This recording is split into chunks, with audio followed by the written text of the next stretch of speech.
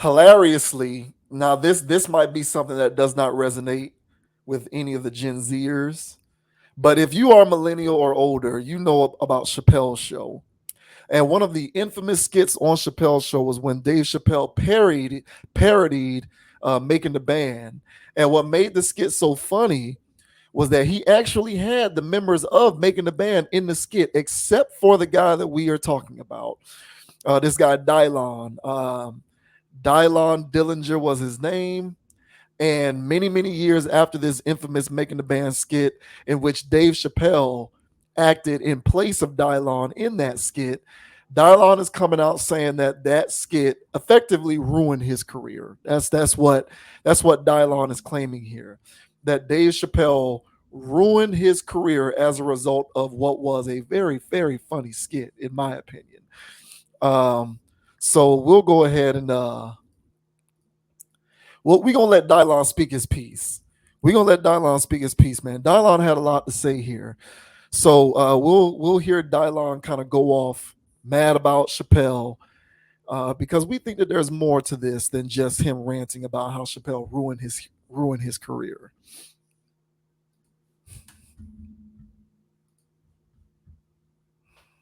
David Chappelle said, David Chappelle said, the top 5 rappers are Dylan. We're well experienced. I never said that. Now, now, again, we could talk about the joke all day, but this is We Are Flatbush. That's a fact. And I gave you my history. That's a fact. So let's talk for real. When they did that, again, now, all the people that he made fun of, he made the quote, or when comedians do these jokes, they say something that you said, and then they bust it and put it in their own way. They remix it. But this is something that I didn't say at all. So I have no control over this.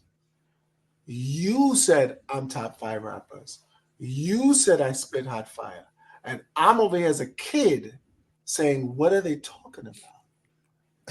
Oh, come on. But right after, anytime I send my music to DJs, they say, "Oh, that's the nigga that David Chappelle made fun of." Now I'm good on that. Not only that, but every promoter says, "Nah, we're not booking him." So now I have a newborn, and the fridge is empty. Oh, come on. In Man. 2005, I'm empty. No one is calling me. Everyone is laughing. This is legend now.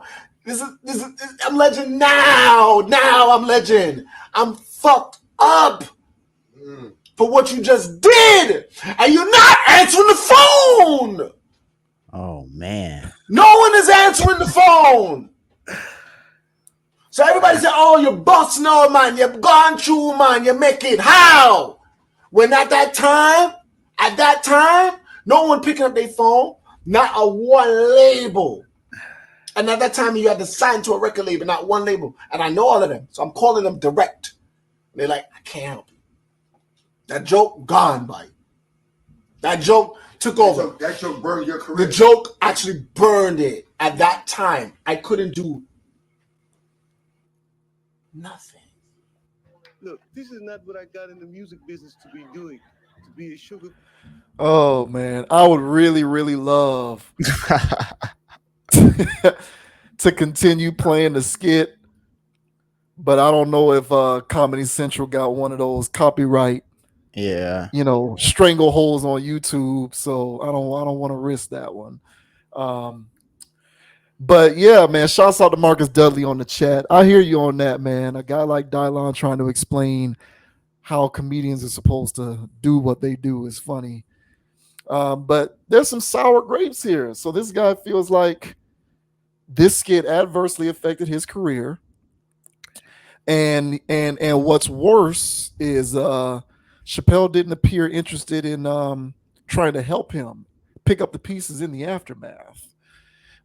Now this sounds like sour grapes to me, but what say you, man? What's going on with this guy? This is like literally 20 years later with this, and he thinks that this is what ended him. is the skit. I mean, this is like level 5 emotional trauma. The yelling, the making us want to sympathize with, his struggles and all of this. Like, he's really digging into the victim thing, and apparently he's been the victim for 20 plus years, or almost 20 years. So yeah, this is deep rooted, man. I was shocked listening to him. I thought it was more of a, yeah, he closed the door, it kind of closed the door on me, but it was deeper than that for him. It was just, he became a joke. Honestly, a meme before memes. So because the only thing you have to do is just show this image of Dave Chappelle holding up 5. Everybody knows exactly what name he's saying. So that's how this guy was a meme before a meme. And yeah, I can only imagine what that does to a young person while they're developing, trying to get on. It may have felt like an attack. So yeah, it seems as though he interpreted it, took it the wrong way initially, and then ran with that. I like to look at, the brain as like compartments, rooms. And when you make a decision in your mind, either a thought or an actual decision you make, you venture off into another room, which has another chamber of hallways and doors. And every time you make a decision, you just tail off into another existence, if you will. He had an option when this first came out to play it cool and laugh it off and boss up and lay into it. Mm-hmm. And then there's the option of playing victim. They're trying to sabotage my career. He destroyed me. I'm hungry. They destroyed my life. He picked that door and kept going through every corridor. When they put the camera in front of him, we heard echoes from all those rooms. That's why I was like, oh my goodness, this is deep. So this is 20 years of him being in the wrong area. So this is a good luck trying to tell Dylon to take a chill pill on this. This is 20 years of trauma. So me personally, do I feel like it ruined his career? No. We still know his name. And it's not necessarily from making the band, but yeah, that too. But also this and other things. But it was still a thing of y'all cool. And this is comedy. Like, what are we doing? So I never looked at him as an embarrassment. If he decided to come out with more music and it was tough, I wouldn't have batted an eye and whatever. I still listen to Ness, Ness. He be freestyling still. He be snapping on freestyles. So he still snap. You know what I'm saying? And one quick story, I'll let you go. So back in the day, man, back in the MySpace days, bro, I was crazy on the graphic arts. So I was doing like mixtape covers for people, charging them or whatever. And I was trying to get big names and stuff like that. So I did stuff for like Ace Hood and Cool and Dre. It was pretty live. And then Chopper City, Young Chopper, whatever his name was on there, the boy from New Orleans. I was like, hey, bro, you know what I'm saying? Whoop. I shot him some stuff that I do. And he was like, oh, yeah, bet. I can use that. I'm like, all right, you know what I'm saying? So whoop. And then he was like, I was like, all right, it's going to be this much. I think it was like $60. It was cheap. It was like $60 for this, whatever. And then he was like, oh, no, I was trying to get that for free. It's like, come on, man. They ain't give you no money on MTV. Hindsight, I don't think these dudes got paid. That's why this boy refrigerator was empty. This kid hungry. I ain't laughing at that, but them boys didn't get paid for that. And Diddy doing the math on your life, you ain't getting nothing. So I get it, man. Bro's been hurting for 20 years, and he thinks it's Dave Chappelle's fault. I think it was a bad decision made in his brain. So what about you, sir? What are your thoughts? Dylon, spitting hot fire or spitting hot trash? Yeah, this is Dylon is from our generation. He's a millennial guy. And one thing about our generation that I think sucks is we do have a propensity to not let go of perceived past traumas. And we are always the first ones to blame somebody else for where our life is instead of accepting responsibility. I think that there's too much of that going on in the world. Like, own up to it, accept some accountability, shift your paradigm, and make changes for the better because it's within your power to be able to do that. And his reluctance to do that, but instead blame Dave Chappelle, to me is indicative of a problem with our generation of skirting accountability. First of all, and this is going to be I was actually going to say this. Had he been wise enough, he would have leaned into this and used it to extend his career. Exactly. Like, this thing was so hilarious, and the life on this joke was so far extended into the future that you could have taken advantage of this for at least the next 10 to 15 years, where you could have just been the guy who was Dylon, Dylon, Dylon, Dylon, Dylon, and just taking advantage of that because clearly your music career was not going to be able to sustain itself long term. And if that joke is the reason why your career effectively ended, then why didn't Wayne Brady's career end when he was the subject of a joke on Chappelle's show? Why didn't Prince's career end? Now, granted, Prince is a legend, but still, why didn't Prince take a hit on his career as a result of that show? Rick James, why didn't Rick James take a hit as a result of that show? Why didn't RZA and Jizza and the rest of you Wu-Tang who was on Chappelle's show take a hit as a result of being on that show? John Mayer, the list goes on and on. Kanye, Mos Def, Yassine Bey, all of these people who were parts of jokes on Chappelle's show who didn't seem to miss a beat as a result of being a part of this show. And some of those jokes were infamous too. They weren't merely them becoming more famous as a result. Some of those jokes were infamous too.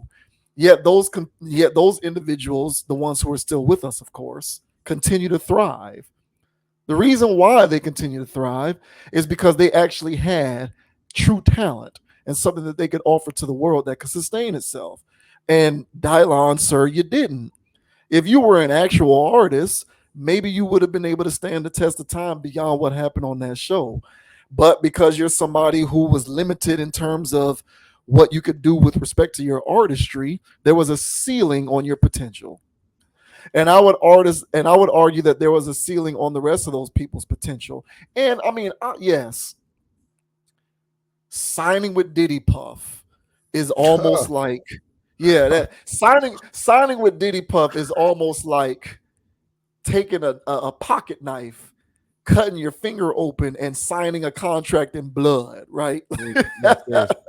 Like once you sign on this thing, bro, it's over with, So I'm willing to extend that much of a courtesy, but beyond that, like, I think it was, and saying lack of talent is harsh. It sounds harsh, but I don't know any other way to say it. But I think that his lack of talent has more to do with his inability to put food in his refrigerator for his newborn than being a part of Chappelle's show. Because if anything, being on Chappelle's show, or he wasn't on the show, he was the subject of a joke on the show.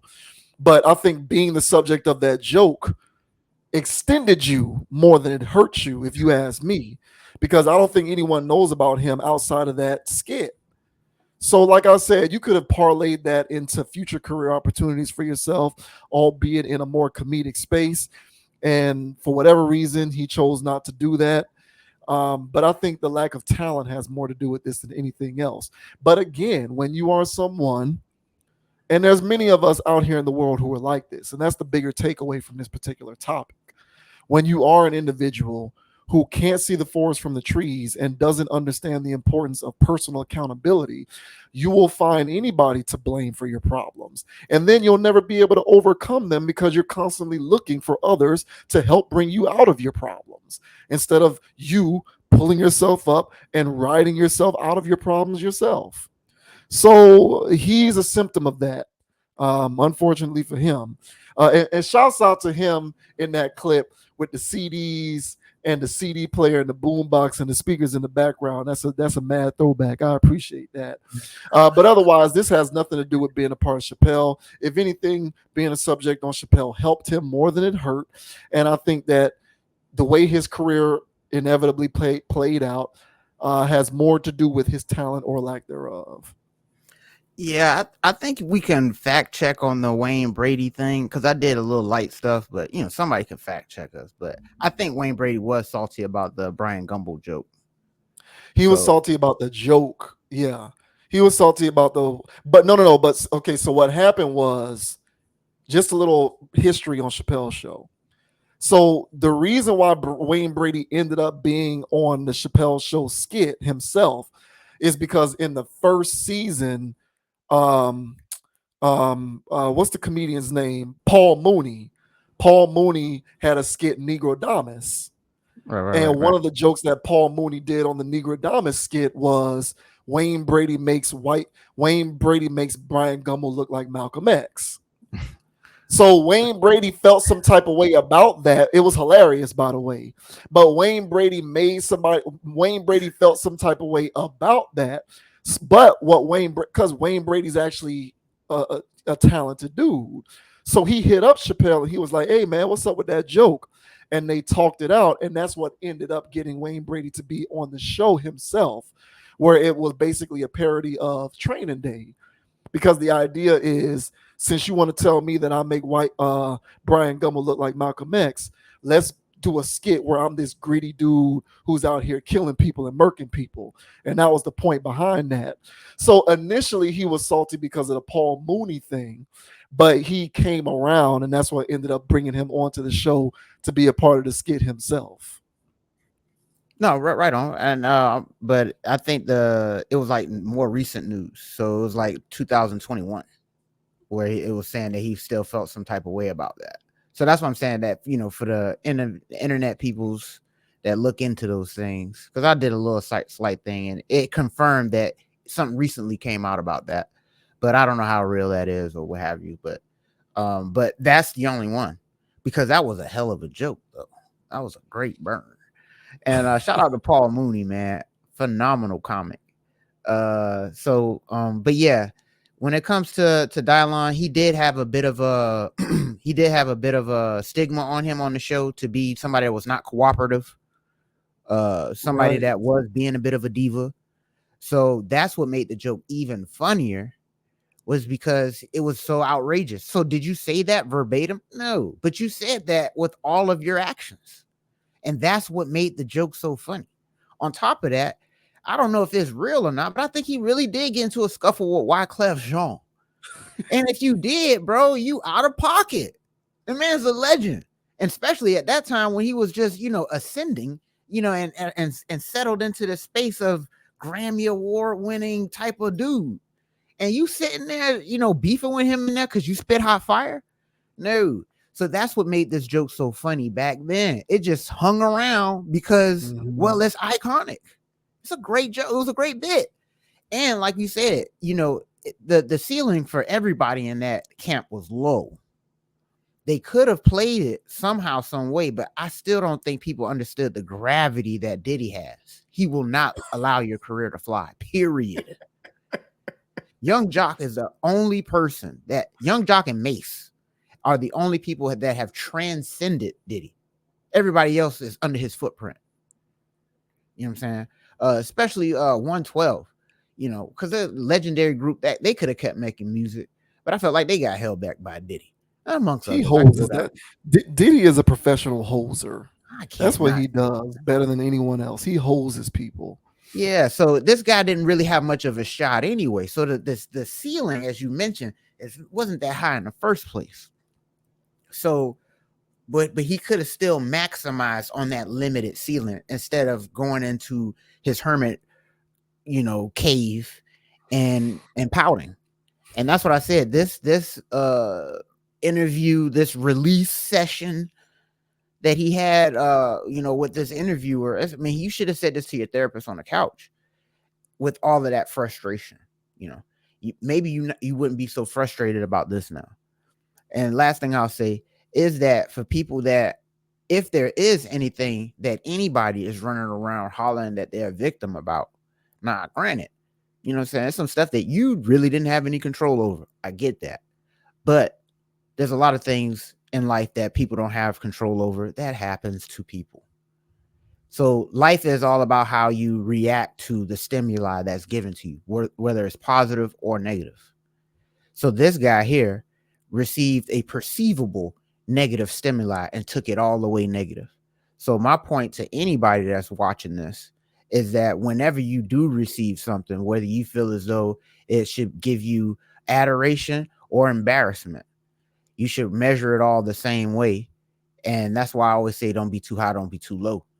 Because if you allow yourself to measure yourself on those extremes, you can end up not tapping into your potential like Dylon did.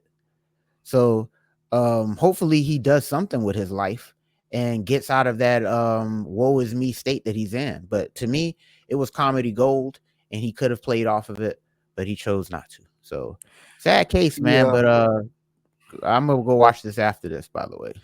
So. Yeah, I'm gonna look into that Wayne Brady thing. I had not heard that. Because that I'd be disappointed if that is true. Because dude, y'all hashed it out and came to an understanding. Now, 20 years later, you want to say you still got a problem with it? To me, that's weak.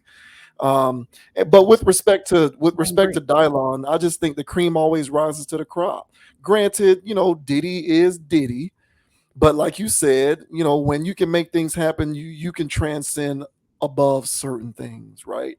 The point of the matter is, like, people need to be responsible for holding themselves accountable for certain things.